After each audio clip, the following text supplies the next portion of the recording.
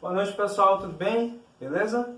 Eu vim aqui para destacar alguns detalhes, algumas coisas muito importantes que diferenciam dentro da distribuição eletrônica dos átomos, certo? Então, vamos lá. Seguinte, eu trouxe aqui um exemplo para ficar bem ilustrativo, para que todos possam entender um pouco sobre alguns detalhes de ordem de energia, de subnível, ordem de energia de nível, né? E vamos lá. Seguinte. Primeiro, quando a gente fala de distribuição eletrônica, a gente está falando da distribuição eletrônica seguindo um cara chamado Linus Pauling, né? Linus Pauling foi um americano, né, que desenvolveu, dentre muitos estudos, além disso aqui, desenvolveu também, ajudou a codificar o DNA, né? Então, ele ajudou a montar estruturas de moléculas, né, de partículas extremamente pequenas, né? E na distribuição eletrônica não foi diferente, né? Ele faleceu não faz muito tempo, em 94, né? 1994, e teve uma contribuição enorme. Ele foi professor da Universidade de Stanford, dos Estados Unidos, né? E da Califórnia, contribuiu imensamente para o desenvolvimento do estudo do átomo, certo? Estamos aqui para fazer a explicação um pouco da distribuição eletrônica dele. Seguinte. Bom, quando a gente vê esse tipo de configuração, a gente chama também de configuração eletrônica, a gente parte para um cara que eu acabei de citar, que chama-se Linus Pauling, né? Esse aqui é o diagrama dele. Diagrama de Linus Pauling. Certo? Então, esse cara teve uma contribuição enorme, enorme mesmo, para o estudo de partículas. Então, aqui a gente pode perceber, isso aqui é o que, gente? Isso aqui é o que a gente chama de nível de energia, não é isso? Nível de energia.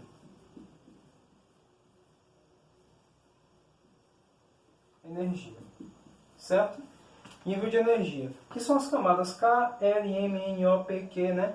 E pode chegar até mais do que isso, né? Mas até hoje, a configuração eletrônica para usar os elementos químicos, o último elemento químico é o de número atômico 118. Então chega até o 7P, né? 7P6. Então quando a gente pega essa configuração aqui, o que vai acontecer?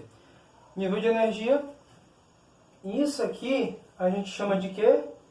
Subníveis, certo? Subníveis. Como já sabemos, o estudo de níveis ou camadas de energia veio com Bohr, né? O primeiro que fez essa configuração em camadas do átomo. Quando vem subníveis, a gente já sabe que é Summerfield, né? Summerfield fez o que? Os estudos do átomo para subcamadas ou subníveis. E os subníveis são S, P, D e F. Olha aqui, ó. S, P, D e F. Certo? Então, cada camada vai comportar uma certa quantidade de elétrons. Eu trouxe aqui o exemplo do ferro, certo? Do ferro. O ferro tem número atômico 26, certo? Ele no estado fundamental ou no estado estabilizado, que a gente chama também, ele possui 26 elétrons, que é a mesma quantidade de prótons e número atômico. A identificação dele é 26, que a gente chama de número de identidade de cada elemento químico, a gente chama de número atômico. Então ele possui número atômico 26, não é isso? Então acaba sendo a mesma quantidade de elétrons no seu estado fundamental, né? Pois não possui nem cátion nem ânion para que haja uma variação nessa quantidade de elétrons. Como não há, é 26, quantidade de elétrons e número atômico também, que é a mesma quantidade de prótons. Então a gente vai ter aqui, eu fiz a pequena distribuição eletrônica dele. Então o que acontece aqui? No primeiro nível, que é o nível 1, certo? Ele vai ter 2 elétrons. É um total de 26. Então, 1 S2, 2 S2, 2 P6 e 3 S2.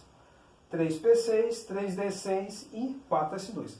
A distribuição eletrônica de Linus Pauling fala que a ordem crescente de subníveis de energia é de cima para baixo, certo?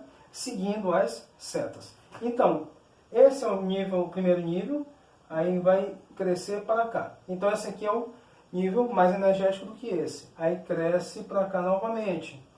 Vai ser o que? Esse 2P6 é mais energético do que esse, que é depois vem para o 3S2, depois segue essa sequência aqui, 3P6, 4S2, aí que vem para o 3D6, que completaria a soma de 26 elétrons, né? 2 e 2, 4 e 6, 10. Com 2, 12 e 6, 18. Com 2, 20 e com 6, 26 elétrons. Então, esse aqui e esse aqui, dentro dessa distribuição eletrônica, eles possuem uma particularidade muito diferente. As pessoas costumam confundir muito camada de valência com subnível mais energético. Então, o que acontece? Camada de valência é o quê? Então, no ferro, a gente vai ter o 4S2 é o quê? A última camada. A gente chama de quê? Camada de valência. Certo? Ou também a gente pode abreviar com CV. Certo? Camada de valência. Já o 3D6, ele é o que? Na ordem de Linus Pauling, ele é o subnível mais energético. Então, ele é mais... O que vai acontecer aqui? Depois que passa daqui para cá, esse é mais energético do que esse.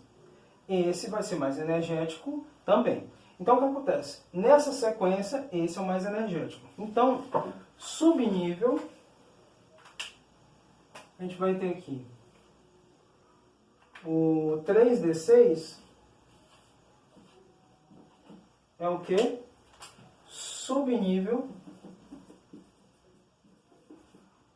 mais energético.